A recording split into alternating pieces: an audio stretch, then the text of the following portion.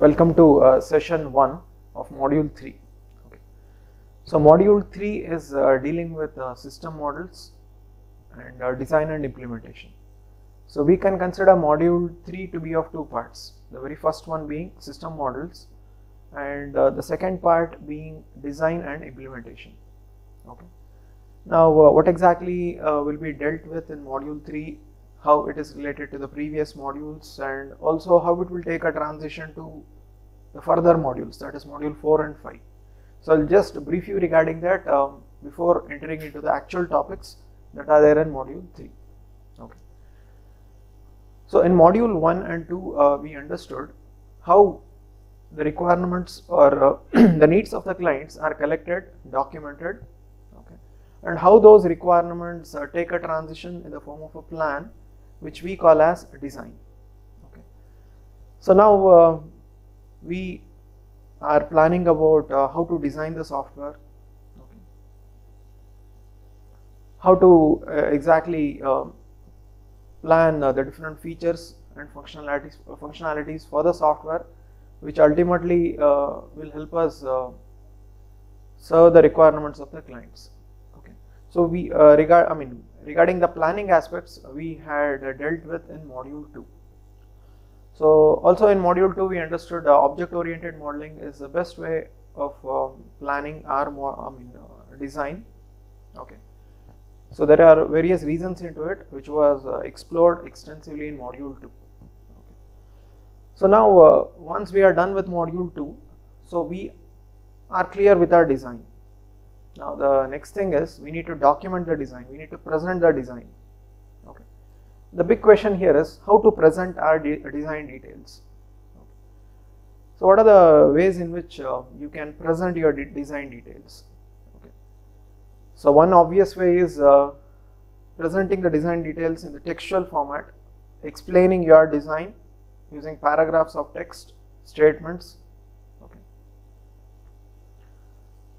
An alternate way, a better way of doing it is using graphical illustrations to present your design idea. Okay. Which one is better? Okay. So if you consider the human perspective, the human aspect, okay, so we are hardwired to process graphical images. Okay. We are hardwired for visual processing, okay, not for processing or reading textual theory. Okay. So considering this human capability, so the obvious selection would be going with graphical illustrations. Okay. To put it in simple words, whatever design plans we have decided upon, okay, so we will document it, we will represent it using graphical illustrations, and that is what we call as system models or system modeling. Okay. Now what are the ways in which you can do it? How you can graphically represent your design plans. Okay. So all those things will be dealt in this part of the module, that is module 3, that is system modeling. Okay. Now just now I mentioned module 3 also has one more part where explicit exclusive discussion is about design and implementation, or design taking a transition into implementation. Design related aspects already we have discussed in module 2. Okay. Now after we illustrate, we present the design using graphical models. Okay. So we are done with one portion of the work. Now we are left out with the next major portion, that is coming out with a model which can be deployed, okay, which can be used by the client. Or to put it in simple words, we need to enter into the coding aspects. Okay. So you collected the requirements, you came out with a design plan, you modeled and presented your design plan. Okay. So that was up to module 3, and module 4 and 5 onwards will be implementation, planning your project, managing your project, testing your software. So all these are distributed across module 4 and 5. Okay. So now I was talking about the second part in module 3, that is how your design can take a transition into implementation. So that aspect will be dealt with in the second part of module 3. Okay.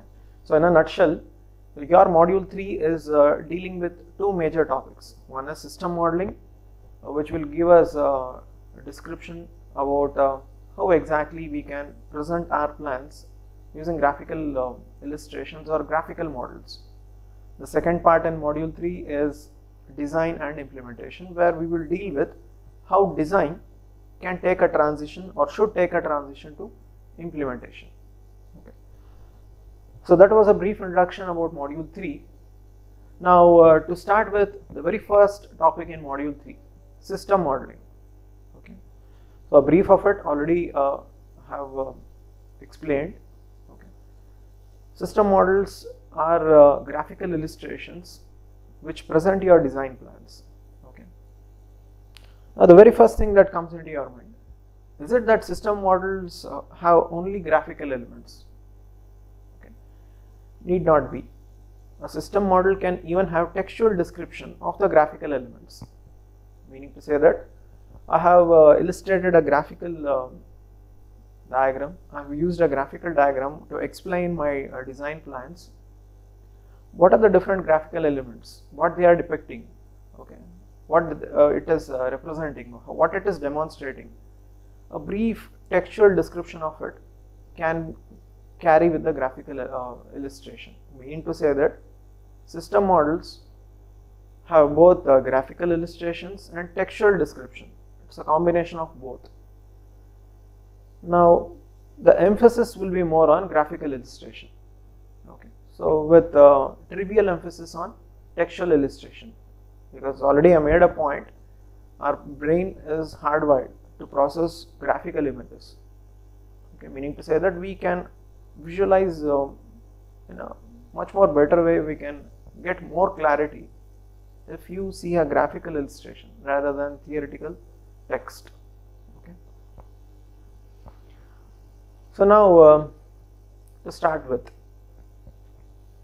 what is system modeling? So already we have covered it. Okay.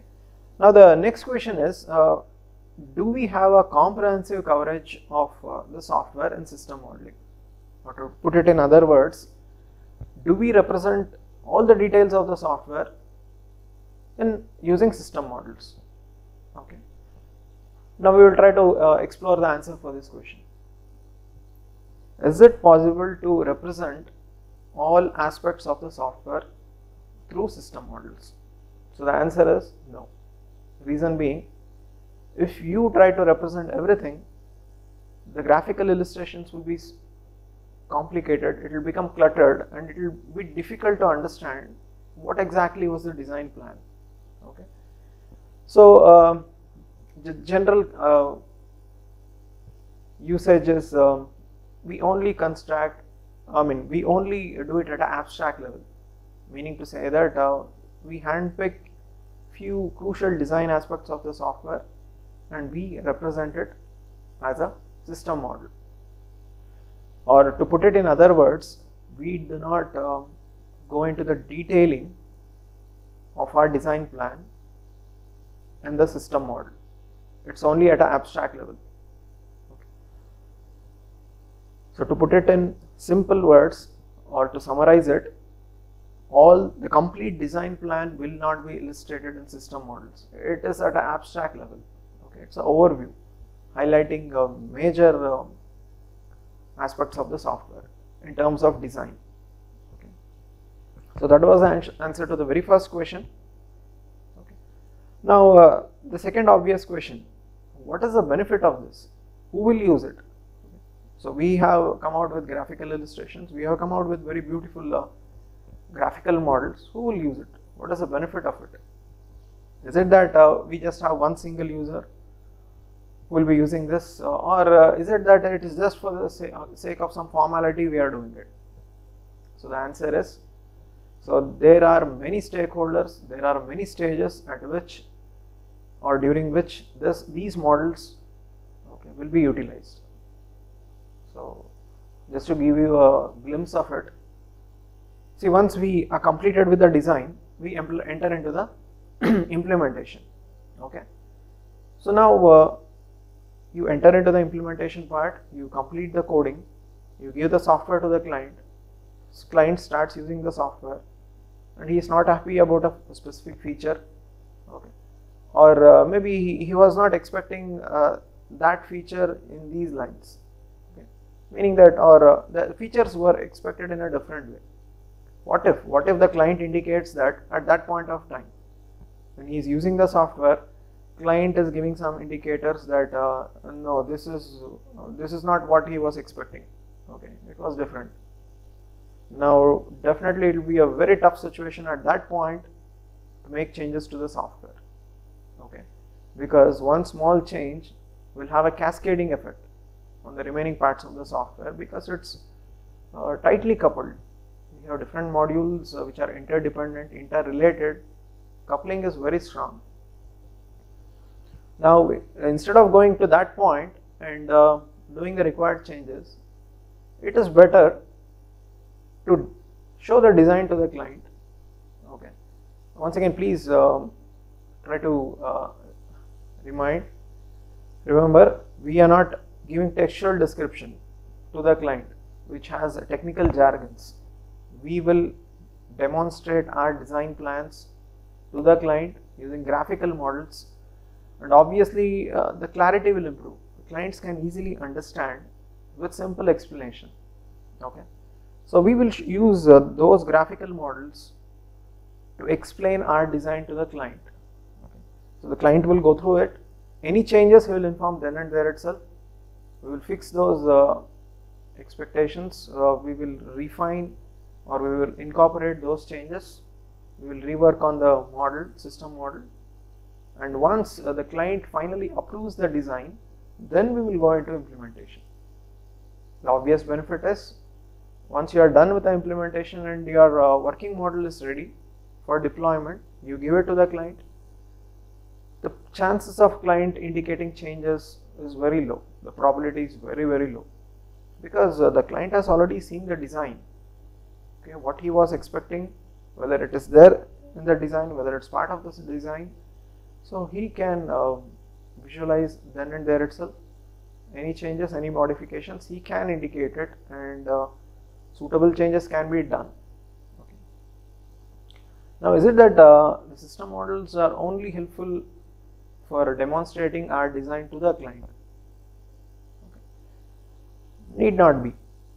It can also be used by the implementation team, okay. So just now I mentioned, once we complete with system modeling, okay, so we start with the implementation. So we have an exclusive dedicated set of teams who will be responsible for deploying the system or to hard code the system, okay, and also to test the system or the software for any flaws. We have a separate set of teams, okay. Now the teams should understand what exactly they need to build, okay, what exactly they need to code, okay. So they need to get that information, okay. Now from where they can get that information? Obviously it's a requirement document, as we had already mentioned in module 1. So we have the SRS, and SRS is a very crucial document, okay, used by the implementation teams to get to know about what exactly they need to do, okay. And also these system models with graphical illustrations can really help the developers or the coders understand what they need to do, and they can plan and code appropriately, okay. So that is one more junction where these models can be used. Now once again, is it only during implementation? Once again, need not be, okay. After the software is complete, it is given to the client will start using it, and we know the complete story. It's not the end of the software process, as we had highlighted in the very first module. Software process starts with requirement discovery, that is collecting the requirements from the client, and we have a set of steps, a series of steps, which does not conclude at the point of time where we are giving the software to the client, okay. So once you give the software to the client, Once you deploy the software and the client starts using it, so we actually enter into the next major phase called as maintenance. What is maintenance? It was briefed in the very first module. So where we understood flaws may arise because of specific situations at the client side, okay, because of specific input, which may not be the case when it was tested, okay. So now what the client will do? So the client will inform those flaws, those issues to the maybe development team, okay. So the development team, if it is the same, well and good, but typically in a software company, teams keeps on, it keeps on changing. The team members who are part of the team, they may be put into a different project, or they may have left the job, okay. So a completely new team member may be part of the development team now, who is assigned to that specific project, okay. So now in order for this new team member or new team to fix that issue, they need to initially understand the design. They need to understand what exactly was the plan with respect to the software. What modules were there, what components were there, what interfaces are there, how exactly it has been planned. See, if they understand this, then only they can fix the flaw or issue that was discovered during usage of the software, okay, that we call as maintenance. Okay. Now, how these, how the maintenance engineers can fix the flaw. Okay, so by understanding the design. Now, from where they can understand the design? So once again, system models that were developed, that were generated. So definitely it can serve as an input to the maintenance engineers, okay, or for the development team to address those flaws or issues. Okay. So the point here is, system models are not just for the sake of documenting something as a formality. Okay, it has its purpose across a broader spectrum. Okay, it may be explaining the design to the client, convincing the client, taking the approval of the client, or it may be helping the coding team understand what exactly they need to do. It may be helping the maintenance engineers fix the flaws or issues by understanding the existing design. So system models play a major role, okay, across the spectrum. It is not at one point or in one single stage. Okay, so it is across a broader spectrum. So that is what we need to understand.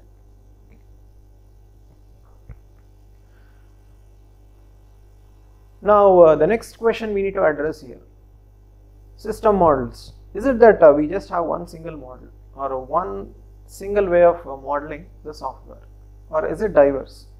Okay. Once again, if you remember, we had seen software, different types. Softwares are diverse. Okay, it is not very specific to a domain or an application. Okay, it is diverse. A software may be a college management system, a hotel management system, okay, a control system in a nuclear reactor, a control system in a Boeing plane. Okay, please see the diverse nature of the software.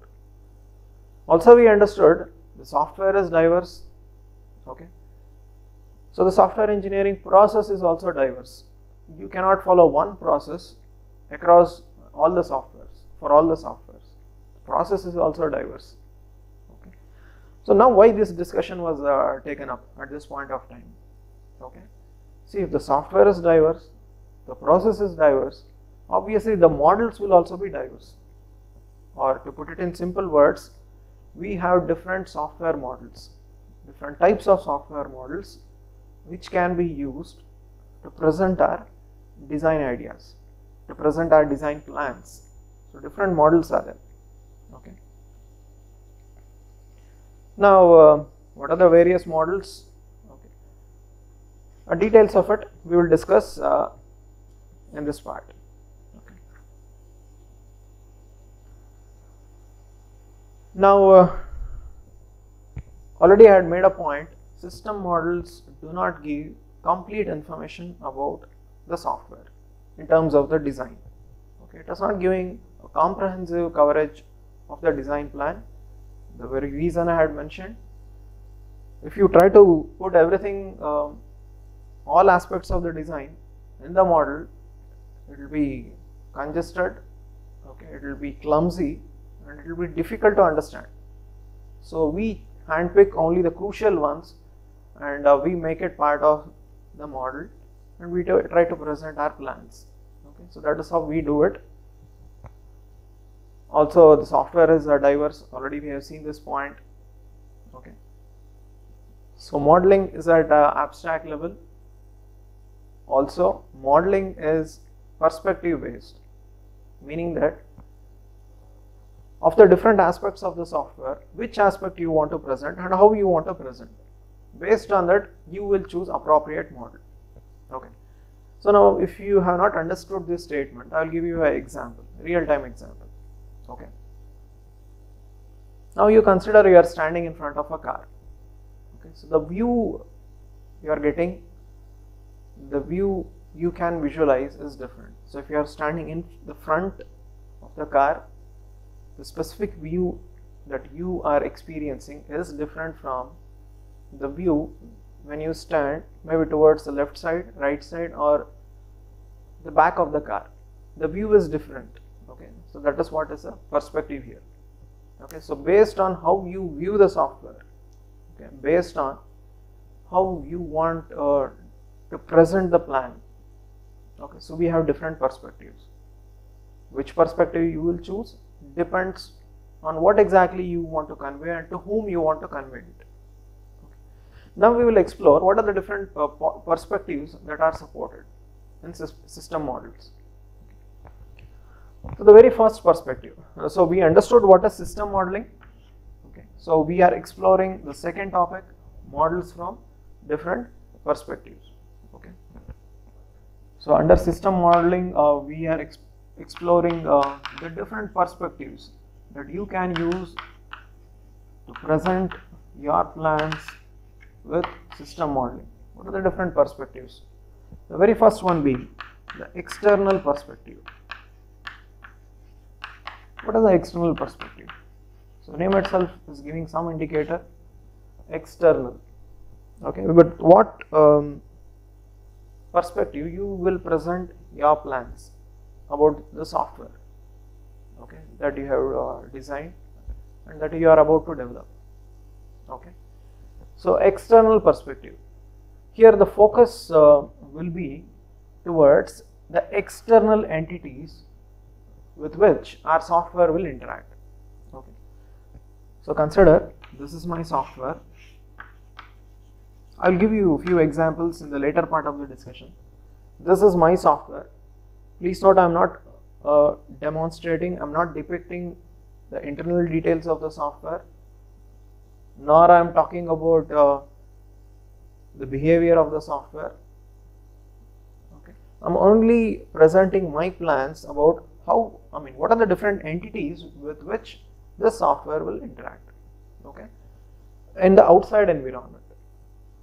So my software is interacting with maybe a system. I'll call it a system 1. It's an external system, outside system. My software is interacting with maybe a system 2, a different system. I'll give real-time examples to improvise on your clarity. So my software is interacting with maybe a specific stakeholder. Okay. This is what is presented in external perspective. Please note, I am not talking about different features in the software, functions of the software, nor how the software is behaving. My emphasis is on what is there in the environment of my software. What are the other systems, okay, with which my software is interacting. Okay, so that is what I will be modeling. That is what I will be presenting in the external perspective. Okay. The second perspective, the second way I can present my plan is the interaction perspective. So it is the interaction perspective. What was lacking in the first modeling technique will be covered in the second one. See, in the first modeling technique, we did not demonstrate our plans with respect to how exactly the interaction happens. Okay, but that is not the case in the second model. If you want to present your design plans by showing how exactly the interaction is happening, okay, between the system, between its environment, and even between the components within the software. Okay, so we have the software, there are various components inside the software, there are various systems outside the software. Okay, now how the different components inside the software are interacting, how our software is interacting with the outside systems, external environment. Okay, so all those things, all those plans will be depicted in interaction perspective. Third one is structural perspective. Now what is our main focus in structural perspective? So name once again is giving an indicator here, structural. Structure means what? Structure is different parts, okay, which together has formed a whole. Okay, in this context, the different parts or components of the software which are interacting together, which have been combined together to form this software. Okay, so what are the different components, how it is organized, what are the different divisions in the software, okay, will be presented, will be modeled in structural perspective. So focus here is on the different parts of our software. Okay, we are not talking about what is outside the software. Okay, we are exclusively focusing on the different parts of the software within. Also, what is the input data, how the data is processed. So these things will also be dealt in structural perspective. Okay. The fourth way you can present your design plans. Once again, depending on the need. Okay. See, if you want to explain what are the other systems with which your software is interacting, you want to explain this to the client. Now you will choose this. You will choose the external perspective. You want to explain how the software components are interacting with one another. You will choose the interaction perspective. So it depends on the situation. Okay. So we were dealing with the fourth one, the behavioral perspective. So what is behavioral perspective, and what exactly we are dealing with, what exactly we are modeling here. Okay. So a behavior models the dynamic perspective of the software. Or to put it in simple words, for an event, what will be the behavior of the software? For event 1, how it will behave. For event 2, what will be the behavior? For event 3, what is its behavior? So for each event, okay, which is explicit, or maybe it may also be an internal event, how our software behaves, how our software responds to those events. So with this focus, we present our design plans, we model our design. Okay, in behavioral perspective, please understand it is dynamic. Okay, so we have different perspectives, different ways in which you can present your design plans as system models. Okay, and in each perspective, there is a focus on some aspect. Okay, for example, external perspective, the focus is on what is surrounding my software. Interaction perspective focuses on how things are interacting, how things are communicating with one another. Structural perspective, focus is on the parts, components in the software. Behavioral perspective, how my software is behaving for different events, for different inputs, okay, for different interrupts. So with this focus, with this emphasis, we present our plans, we present our design in system modeling. Now the big question is, which one is best? Which one is more popular? If this question comes to your mind, so then the answer is, so definitely you do not have one specific perspective which you can claim as the best one. See, it depends on the need, it depends on the situation. Okay, maybe an analyst may choose external perspective to present the design plans. The analyst may use structural perspective, okay, or typically all the perspective views will be used, all the models will be used to present the design plan, okay. So that can also happen. So there is no one best way or one best perspective that we can select and choose as the most popular one, as the most widely accepted design model, okay. So it depends on the situation, as I already mentioned, okay. Now we explored the different perspectives, fine. Now analyst, assume analyst is selecting external perspective, okay. He will use select external perspective. He will use some graphical illustrations to model the external perspective of the software, okay. He will use some graphical illustrations. Now while explaining to the client, maybe the analyst is present, okay, and he will explain, okay, this is the system with which the software is interacting, this is how it happens, okay. He will explain it, he will give clarifications, okay. Now as I already mentioned, maybe analyst, they will not be working on a single project, they will be into different projects, or maybe he may also leave the job and join a different company. He may quit his profession, meaning that the person who has presented the design, you cannot expect that person to be always present at that platform to explain things, okay, to clarify any questions.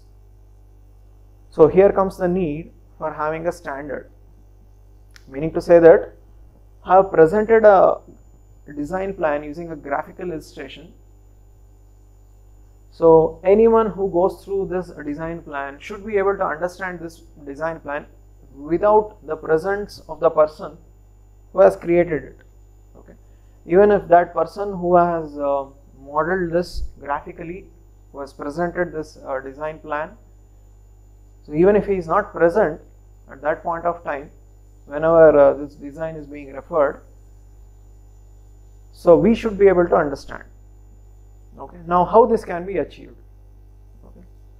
Now you see a small C program, okay. You go through the functionality, okay. You can make out the logic, you can understand what exactly this function is doing. Now what is the reason behind that? The reason is the program was written based on a properly defined syntax and semantics. That is the reason why you could also understand it, okay. So the same carries here. So we need some standard for presenting the model, for illustrating the different elements in the model. We should follow some standards so that anyone referring these models at any point of time should be able to understand what exactly was presented, what exactly was depicted in the plan, as part of the plan. So for that we need to have standards. Now who will give us the standards for these system models? So that is what is the next topic under discussion, that is UML, okay. So Unified Modeling Language. What is a UML? What is Unified Modeling Language? Okay. So UML is a standard way of presenting the system models, that's it, okay. Now maybe the next immediate question that may come to your mind is it that UML has just one modeling technique? Definitely not, okay. Once again, if you have a recap of the previous discussion, our software is diverse, software engineering process is diverse, okay. The perspectives are different. See, we just do not have one perspective, the perspectives are different, and if that is the case, so obviously it's a very easy guess that UML modeling is not just one way of coming out or presenting the model. Different modeling techniques are available in UML, okay, to support the different types of softwares, to support the diverse nature of the software, to support the different perspectives of modeling. So we have different types of UML diagrams. What are those? So that will be the next topic of discussion. That will be the next thing that we will be exploring as part of our discussion. So the next topic is system modeling using UMLs. So as already mentioned, UML is Unified Modeling Language. So Unified Modeling Language. What is offered by a UML? What is being offered? What is the value addition by UML to system modeling? So UML offers standard notations, okay, for coming out with your graphical illustrations with different diagrams, with different models. Now, what is the obvious benefit of it? Anyone who refers these models can understand your design plan, okay. And what is the benefit of someone understanding your design plan? So already we have discussed. If it is a client, he can give his approval to your software so that you can continue with your implementation. If he is part of an implementation team, he can understand what exactly needs to be coded. If he is a maintenance engineer, he can understand your design and identify the exact point where the flaw should be fixed. Okay. So this is how different stakeholders can use these models. Now getting back to the discussion, UML, so Unified Modeling Language. So what is being offered by a UML? Okay. So as already discussed, it is different models with their own standard notations. Many model activity, many diagrams are there, many models are there. So we will handpick few for this discussion. Okay. So the very first one being the activity model, or it is even called as activity diagram. So please be clear, you cannot write the graphical illustrations in a vague manner. You cannot do it in your own way. First you need to understand what are the notations provided by the activity model, what are the notations defined in the activity model. First you need to understand it, then you need to use those notations to present your design plans. Okay. Now what are the different notations, the details of which we will explore in later discussions. That is what is your module 3 all about. So different models, different diagrams, you will understand how you need to use different notations to present the design plans. Okay. Now what is activity diagram or model? Okay. See, it may be a software or it may be a manual activity. Okay.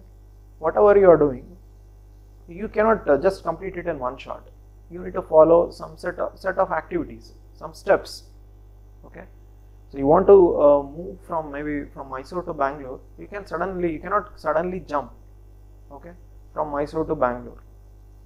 So you need to follow some steps, okay, some sequence. Okay. Now what are the steps you need to follow in order to move from maybe Mysore to Bangalore? Okay. First you need to catch maybe a cab, a bus or a train. You need to go and sit. Okay. Then you need to navigate. You need to reach the destination. So you need to follow some activities here. Okay. What are the different activities and how these activities happen in sequence?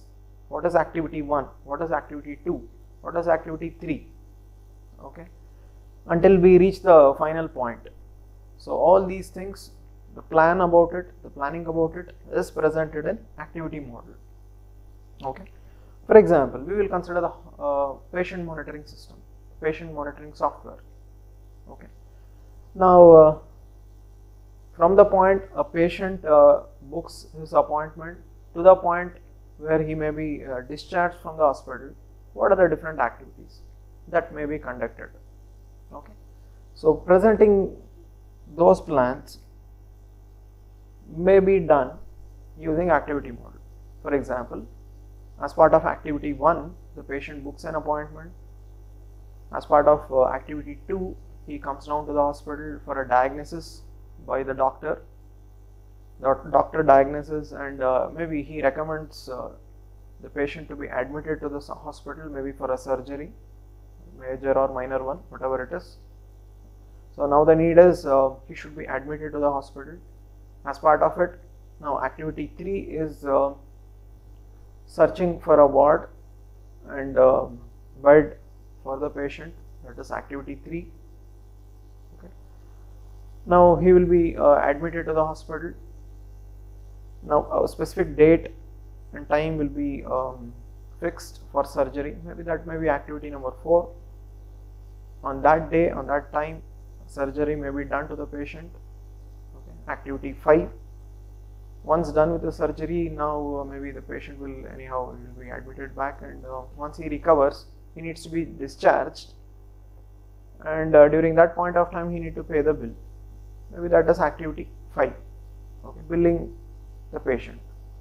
So please note, the patient just did not get into the hospital and he did not get discharged. Okay, there were some set of activities that were part of the process, and that needs to be managed by the patient monitoring software. The software should manage this, booking an appointment for the patient. Okay. Next, helping the patient search for a ward and bed, scheduling this appointment for maybe surgery, okay, computing his bills. See, all these things needs to be managed by the software. And what are our plans with respect to the software to manage all these activities? Presenting your plans can be done using activity diagram. So now I will not touch upon the different notations or examples for activity diagram, because it's a major topic that we will cover in the next sessions, okay, later sessions. So this was one of the modeling technique that is available with UML, okay, the activity diagram. Second one being the use case diagram, use case model or use case diagram. What we are presenting here in use case diagram, what are our plans here, okay, what exactly we want to present.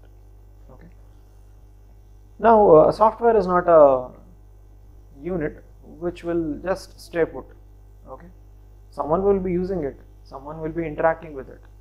Okay, now who are the different stakeholders and how the different stakeholders interact with the software? So plans about it will be modeled, can be modeled using use case diagram. Okay, just to give you an idea here, consider the same patient monitoring software. Now who are the different stakeholders for a patient monitoring software in a hospital? Okay, so it may be a doctor, it may be a patient.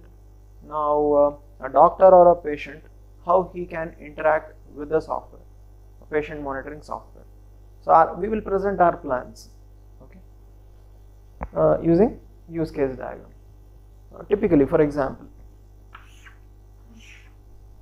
now it's a patient. Now each and every stakeholder will be represented using a notation. That is what I was emphasizing on this.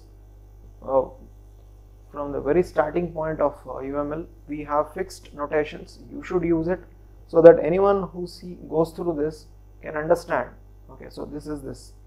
Okay, now a stick-like figure that you can see here represents a stakeholder. For example, a patient. Okay, this patient, how we can interact with the software. So already we have experienced this in many different topics. Okay, he can go for an online booking. Okay, he can book for an appointment. Just now I told you, once he finishes his consultation, he can pay the bills, bill payment. And just two roles I have mentioned. I mean, two ways in which a patient can interact with the patient monitoring software. Now it is not only the patient. There are other stakeholders also who will be interacting with the software in a particular way. Who are they? How they interact? So we can continue with this. Okay, maybe if he is a doctor, so we will introduce one more notation here. Now he is a doctor. How he is interacting with the software. Please try to remember, when a patient visits, okay, doctor will diagnose the patient and he will update the medical history with the current data, current observations, okay, meaning that doctor is responsible for updating the medical records of the patient based on the current diagnosis. The doctor can also give prescriptions to the patient, okay, he can give the prescriptions. Please note, the focus here is on identifying the different stakeholders and how they interact with our software. In this specific case, it is patient monitoring software. Okay, so this was use case model, and we are using it for a specific purpose. This can be one perspective. As I already mentioned, we can model a software in a specific perspective. This can be one perspective. This was the second one, the use case diagram. So third one being the sequence diagram.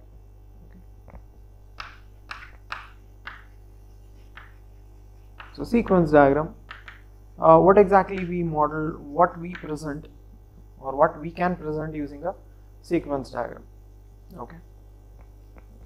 See, sequence diagram is responsible for presenting the plans, taking into consideration the interaction perspective.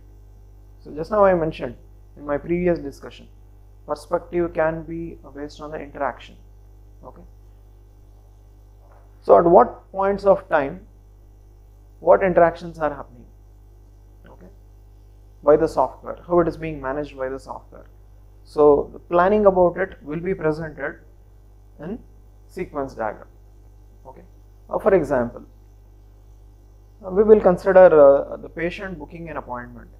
Okay. See, it does not happen in one shot. It cannot happen in one time shot. Okay. There will be a set of or series of time events because of which the patient will be able to book an appointment. Okay. For example, maybe at a time t1, the patient will send a request through a online platform to the receptionist. The receptionist will receive it. Now maybe at the time t2, receptionist will have a discussion with the doctor. Receptionist will check the schedule of the doctor, and if the doctor is free on that date and time preferred by the patient, so the receptionist will confirm the appointment to the patient, maybe at a time t3. Please note, we have interaction here between patient, receptionist and doctor, but in a time fashioned way. Okay. First, patient should interact with receptionist with doctor, maybe doctor confirming back to the receptionist once again acknowledging back to the patient. Okay, so interaction is happening, but in an ordered fashion. The plans about it presented through a model, that is sequence diagram. You can use sequence diagram to present these plans.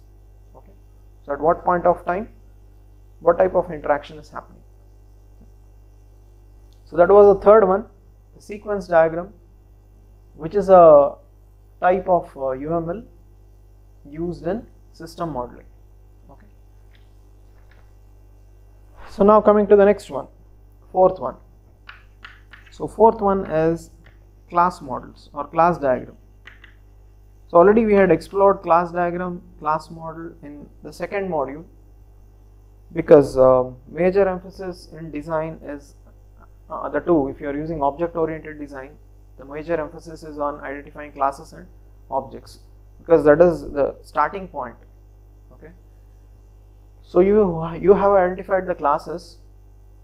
Okay. For each class you have identified the properties and operations. Okay. You present it. You also present how the classes are related to one another, and that is your class diagram. For example, so we had seen this. So they can be a class by name patient in the patient monitoring software. Okay. Now patient will have few properties, few attributes which are very unique to the patient, like maybe patient may have a patient ID using which we can uniquely identify a patient. Also patient will have a name, mobile number, email ID. Okay. So these are attributes of patients which are very unique to patients, okay, of a hospital.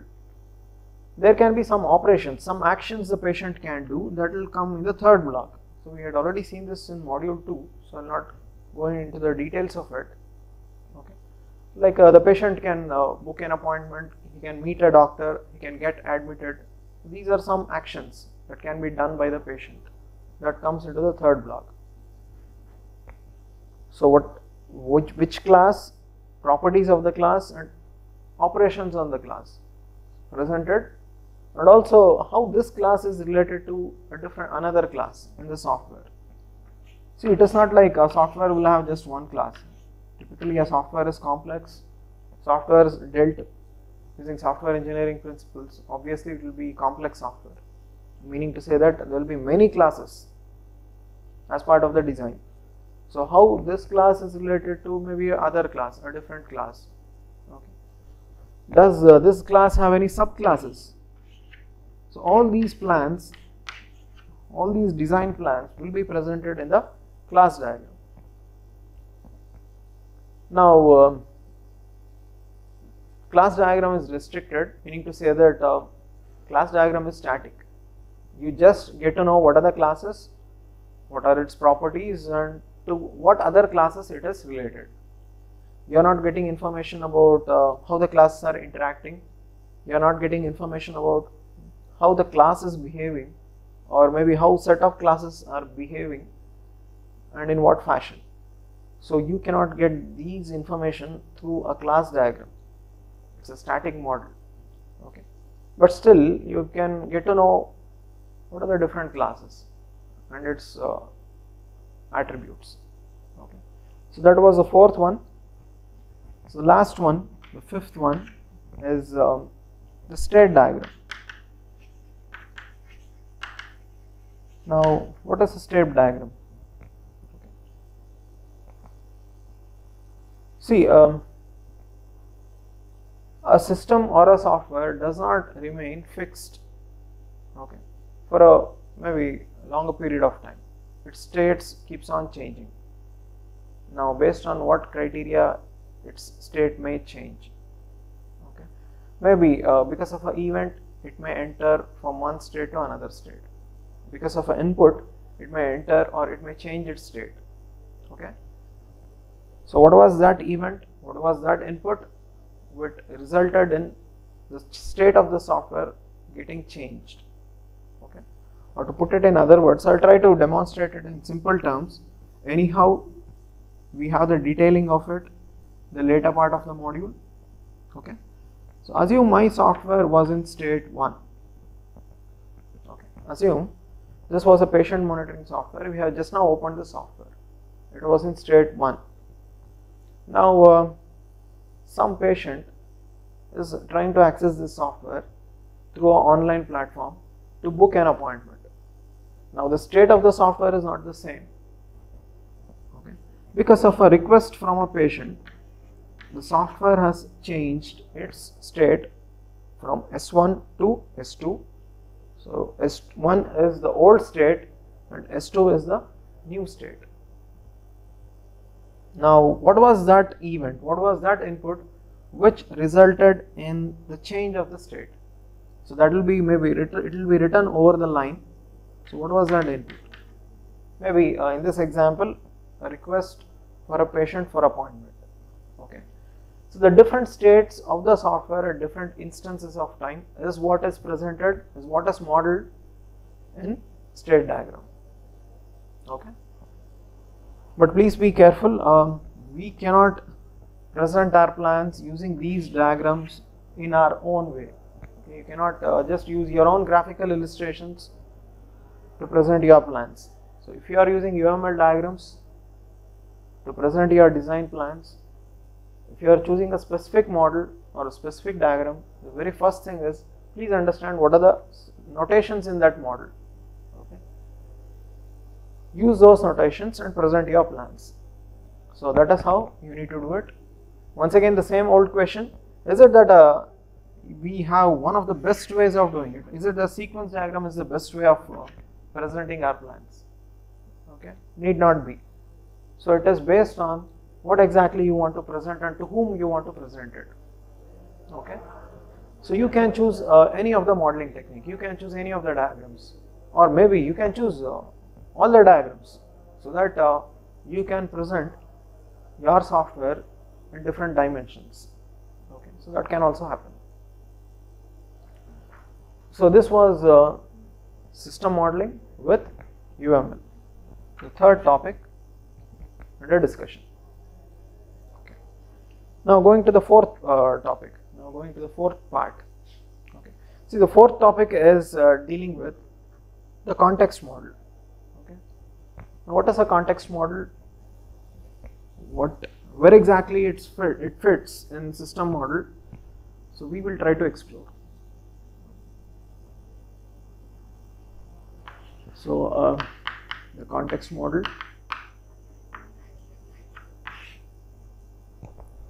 So once again, please try to have a recap. We can have different system models in different perspectives. The very first one I had dealt with was external perspective, okay, where the focus was on what are the different systems surrounding our software, okay, what systems are present in the environment of our software. So with the focus on that, with emphasis on that, we presented our design plans. Okay. So the key idea here was the external perspective. Okay. You are doing the same in context model, but using the standard notations of UML. Okay. So how exactly it can be done? So I will try to discuss with small example, and also we need to consider the notations. Okay. You cannot bypass the notations. The notations defined in UML for context model, we should use it. What are those notations? We will try to explore. Okay. I will present it at an abstract level, okay, with the focus on just helping you understand how exactly context model will be written. Okay. So we have a rectangular block representing our software, that is PMS, that is patient monitoring software. Okay. Now this patient monitoring software is a separate software. Okay. It's a system. To indicate it's one software, we use two angular brackets, and inside that we write it as a system and we close it. This is the indicator that this is a separate software. Okay. It's one single software. Now this patient monitoring system. Now as I already mentioned, this patient monitoring system cannot function on its own. There will be some other systems in its environment with which the patient monitoring software should interact to give the required service, to get the required things done. What are the other systems in the environment of a PMS? So we will present those details here. Okay. So typically it can be maybe an appointment system. So we have an appointment system. So immediately when you see this, you need to understand patients booking an appointment, patients getting a confirmation for the appointment. It is managed by a different system, not by the PMS software, but PMS software is interacting with this, indicated through a line, and this is a separate system. So as I already informed, we need to use this notation. Okay. So in similar lines, we can have other systems like maybe a record maintenance system, a rectangular block, indicate the type of system, a record system. I'll write it as record maintenance system or record system. Please understand, it is a separate system but in the environment of PS. It's not completely outside the environment or a different software. May be a different software or a system, but it is within the environment of the PMS, meaning that it will work with PMS to give the required service. Okay. Now what is the service, or what may be the service given by the record system? See, please try to remember, After the diagnosis has been done by the doctor, the patient details will be updated, the diagnosis details will be updated. Now where it will be updated? Where it will be stored? So it will be stored in the record system. Record system will update, will maintain the details of all registered patients with the hospital. Okay. Similarly, we can have a statistics system, a separate system. We call it as the statistics. Now, what is the statistics system? Who will use it? What information is provided by this system? Is it related to PMS? Okay. So the answer to the very first question, statistics, it gives details of maybe how many patients visited the hospital, how many patients were admitted, how much billing was generated on maybe on that specific day, on that week, or maybe on that specific month, whatever it is. So managers may use this information, okay, to plan strategies, for planning the budget. Okay. Please note, this information is not maintained, it's not computed by the PMS, but okay, but it is managed by the PMS with the help of the statistics system. Okay. So that may be one possibility.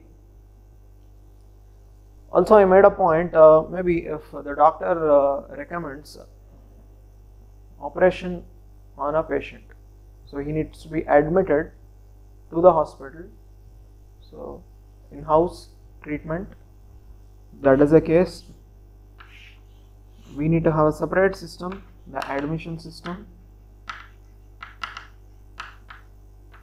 Okay, please note it's a separate system, but still it is working with the PMS to give the required service.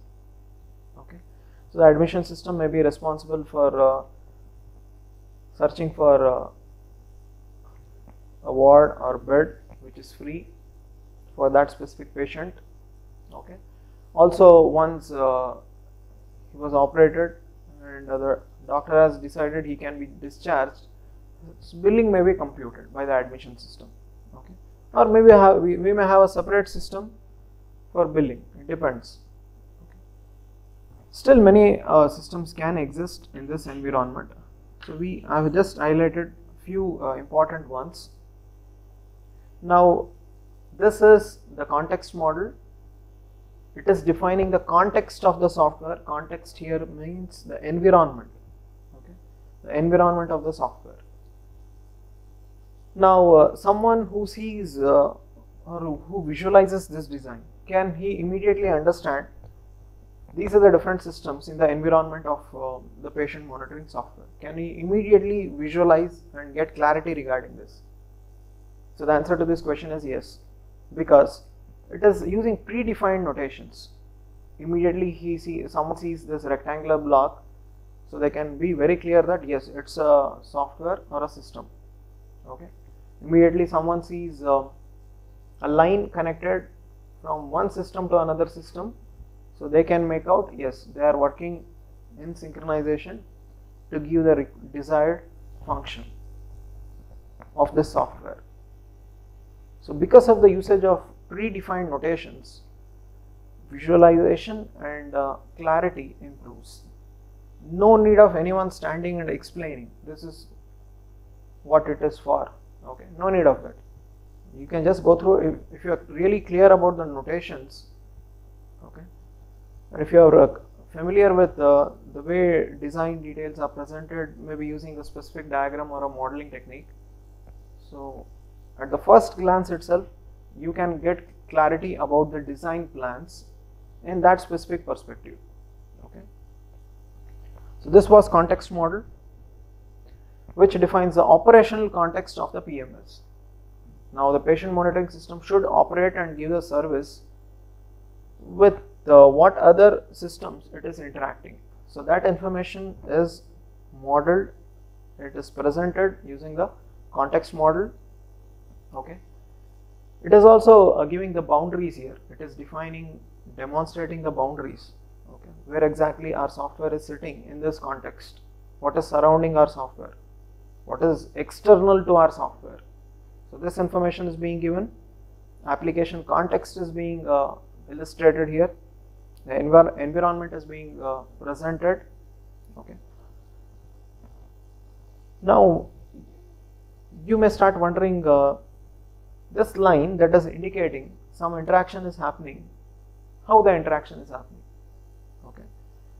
So it depends on how exactly the deployment will be planned.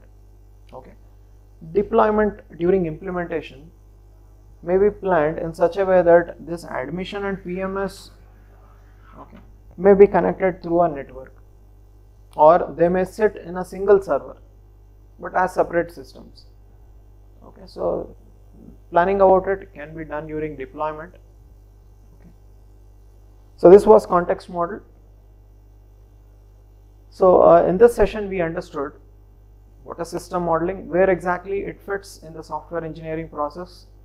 So we understood, once done with the requirement and we are out with a design plan, we need a mechanism to present our plans, okay, to document our plans, to demonstrate our plans, and the best way of doing it is using graphical illustrations, and that is where system modeling comes into picture.